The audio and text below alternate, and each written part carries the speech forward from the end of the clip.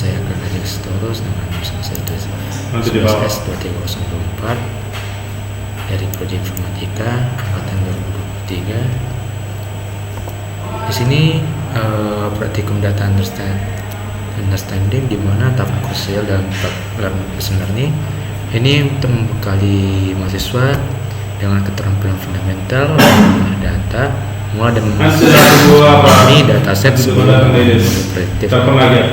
Dalam sesi ini saya telah mempelajari 3 pertama di mana penerapan statistik deskriptif untuk eksplorasi data, manfaat teknik visualisasi untuk mengungkapkan karakter tersembunyi, dan identifikasi pola serta anomali melalui analisis eksploratif yang sistematis. Selanjutnya ini kita import data set dan pustaka Python. Ini merupakan tahap awal dalam setiap proyek machine learning. Ini kita sebagai environment dan mengimport pustaka yang tepat.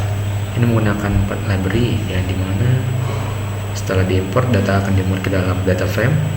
Untuk memulai proses eksplorasi ini merupakan seluruh kerja analisis data. Nah, untuk library pertama ini Panda, ini manipulasi dan analisis struktur data tabular dengan data frame. Lalu NumPy, ini komputasi numerik dan operasi array dimensi. Lalu ada Matplotlib di mana visualisasi data dasar dengan kontrol penuh atas elemen grafis. Lalu ada Seabird di mana visualisasi statistik tidak lanjut dengan estetika modern. Selanjutnya untuk statistik deskriptif ini memahami struktur data, di mana statistik deskriptif adalah langkah pertama untuk mengenal dataset kita. Ini melalui ringkasan numerik kita dapat memahami karakteristik dasar data sebelum melakukan analisis yang lebih kompleks. Contohnya seperti fungsi .info, function, inspektor struktur. Ini memberikan gambaran menyeluruh tentang jumlah baris dan kolom, tipe data setiap kolom, contohnya integer, float, object, serta jumlah nilai non-null. Informasi ini krusial untuk memahami komponen dan jenis data yang akan dianalisis. Lalu untuk fungsi describe di mana statistik numerik ini menampilkan ringkasan statistik untuk kolom numerik, contohnya count untuk jumlah data, min untuk rata-rata, std atau standar deviasi, min untuk nilai minimum, lalu kuartil ini contohnya 25%, 50%, 75%, dan max ini maksimum. Ringkasan ini membantu kita untuk mengidentifikasi range dan semua datanya. Lalu untuk perhitungan statistik tambahan ini menghitung metrik spesifik seperti mean, median, dan untuk memahami pusat datanya, modus untuk nilai yang paling sering muncul, serta standar deviasi dan varians untuk mengukur tingkat penyebaran data dari nilai tengahnya. Lalu untuk visualisasi data ini mengungkap pola tersembunyi, di mana histogram contohnya sebagai berikut.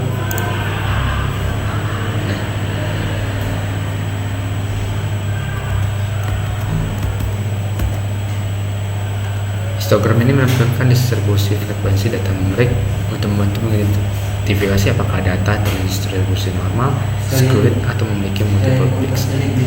Sangat penting untuk memahami karakteristik variabel sebelum pemodelan. Lalu ada box plot, contohnya seperti ini,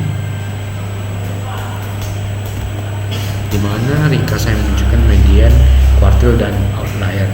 Ini sangat efektif untuk mendeteksi nilai ekstrem yang dapat mengganggu performa model ini. Lalu ada scatter plot seperti ini. Ini menampilkan antara dua variabel numerik. Pola terbentuk ini linear dan non-linear serta cluster. Ini memberikan petunjuk tentang korelasi dan frekuensi variabel. Lalu ada heatmap korelasi, contohnya seperti ini. Ini matriks warna yang menggambarkan kekuatan korelasi antar semua variabel numerik. Korelasi tinggi ini mendekati satu teman satu, dapat mengindikasikan redundansi fitur ataupun hubungan prediktif yang kuat. Di sini ada matriks di mana semakin tinggi kompleksitasnya ataupun tinggi kepentingannya, kita bisa lihat kapan penggunaan visualisasinya. Ini mengubah angka menjadi insight yang dapat dipahami secara intuitif. Memungkinkan kita melihat pola yang sulit dideteksi dari tabel numerik. Lalu analisis distribusi selanjutnya itu squares. Ini ukuran statistik yang menggambarkan tingkat asimetris distribusi data dari kurva normal. Nilai squares ini memberikan insight tentang bagaimana data tersebar relatif terhadap nilai tengahnya. Di sini interpretasi nilai squeness ini rentang min 2 sampai 2. Data dianggap mendekati distribusi normal ideal untuk banyak algoritma machine learning. Lalu squeness positif lebih dari 0, distribusi mirip ke kanan dengan ekor panjang di sini nilai besar. Lalu negatif itu lebih kecil dari 0, ini mirip ke kiri dengan ekor panjang di sisi lain kecil nilai kecil.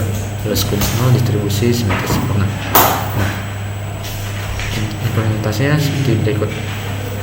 df titik select types include number dot skew. Ini menghitung squeness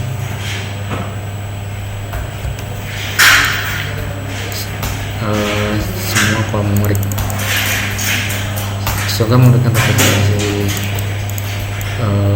visual, sedangkan squeness memberikan informasi numerik yang objektif.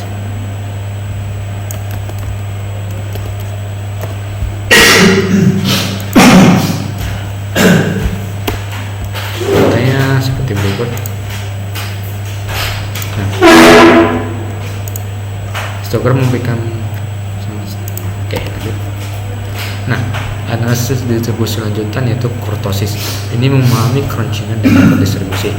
Kurtosis ini mengukur keruncungan kurva distribusi dan karakteristik ekor distribusi. Metrik ini penting untuk memahami seberapa ekstrim nilai-nilai outlier dalam dataset kita. Kurtosis 3 ini termasuk normal, di mana ideal dengan runcing standar ataupun nilai ekor yang proporsional. Kalau lebih dari 3 itu runcing, di mana terlalu runcing dengan ekor dan ciri-ciri ekor tebal mengindikasikan lebih banyak outlier ekstrem. Kalau kurtosis lebih kecil dari 3, ini disebut datar. Ini dengan ciri-ciri ekor tipis, data lebih tersebar merata tanpa banyak outlier. Implementasinya bisa menggunakan metode Chord.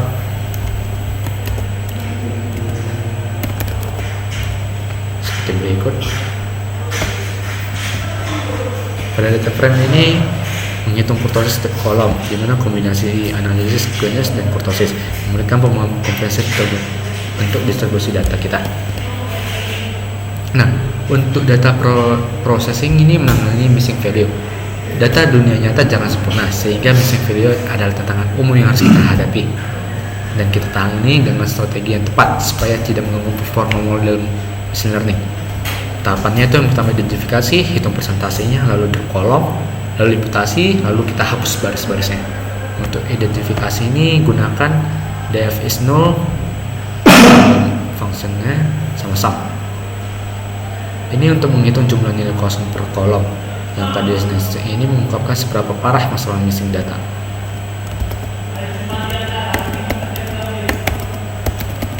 Nah, bisa dilihat dari kolom berikut. Lalu ini hitung persentase, di mana formulanya 100 kali def is null kali min.